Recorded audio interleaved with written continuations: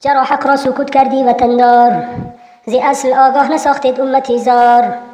از آن فرصت که داشتید روی منبر، همیشه گفتگو از غیبت و فرع. گذاشتید توحید را روی دفتر، گرفتید دشمنی را دوست اکبر. هوا و نفس خود را پیشه کردید، حقیقت را به هر زید تیشه کردید. شما با مشرکین کردید وحدت، تشیعی لعین خواندید برادر. سؤالم بر شما ای جمع دربار، چرا دوستی کنیم با دشمنی زار؟ کسان کردن خلاف با امر بطلان، زدن چنگ فهم را با نص قرآن. سفر کردن غربت راه دانش، تعلم صحیح کردن ز خارج. گرفتن علم را از نزد شیخان، به حق برگشت کردن تاجیکستان. شروع کردن دعوت را براستی، کتاب دار شود یکتا پرستی. حیا کردن سنت را به سرعت، نظیف ساختن عمل را ز بدعت. شب و روز دعوت دوستان الله، همیشه درس می کردند حق را. خلل کردین حقیقت نفس پرستان، گرفتید راه شیطان کبر و عدوان. به آوازی بلند گفتید از این روی، خلاف گردد اینها را به هر بوی.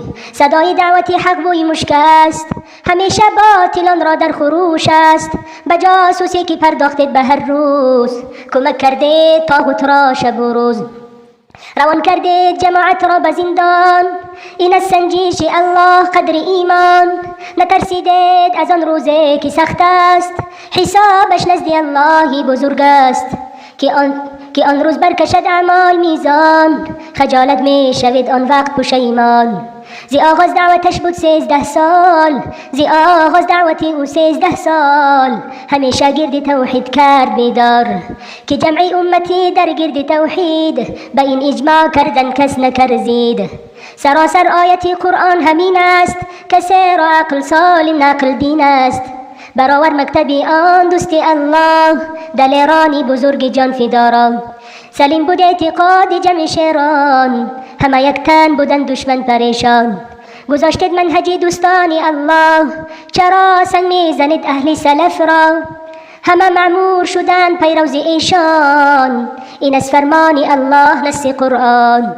شما ای کاهنان گرد ظلمت، گذاشتید اعتقاد اهل سنت. غلط کردید به هر کج اعتقادی، گرفتید اشعری و ماتوریدی. سبب این شد بر هم خور خلافت، که امت می کشد امروز خجالت. چرا دعوت نکرده حق ز سنگر، کتاب دار شود مردم ز کافر. مثل قرآن مؤمن را همین است، براءت جز ایمان امر دین است. ندارم خوف جسد را مرگ یابد، ندارم خوف جسد را مرگ یابد. به موت فهم می ترسم نهایت. بگویم بر شما ای جمع دربار، برآوردید شاگردانی مکار. شب و روز می کشند در راه بدعت، چه دور ساختن مردم را ز سنت. شب و روز می کشند در راه بدعت، به دور ساختن مردم را ز سنت. به هر جا دعوتی حق روی ماند، که می گوید نخود ایشان نداند. این از این راه باطل نفس پرستان، گرفتید همزمان معبود انسان. تعصب می کنید حق را به هستی، کجا شد همتی الله پرستی؟ چرا کردید حق را روی گردان، فروختید همزمان آیات قرآن. ندا دارم به صوفیان گمراه، ندا دارم به صوفیان گمراه. سبب گشتید امت را گروها، گرفتید منصبی طاغوت بزاری. مبدل شد مسجدها زراری. فروختید دین را امروز به دنیا، فروختید دین را امروز به دنیا. فریب خوردید شما دور روز دنیا، به منع ریش و ستر کردن اعلان. نماز و حج و درس تعلیم قرآن. شما ساکت شدید این گونه ظلمت، نکردید یک سخن زید از حکومت. چرا دشمن نخواندید طاغوتین را، دعا برعکس دادید ظالمین را.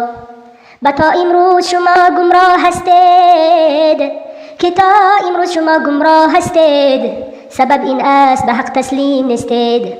الها ظالمین را خار گردان، الها ظالمین را خار گردان. که در عالم شود نور دین اسلام. ندا دارم در آخر از این راه، به حاجیان و ایشانانی گمراه.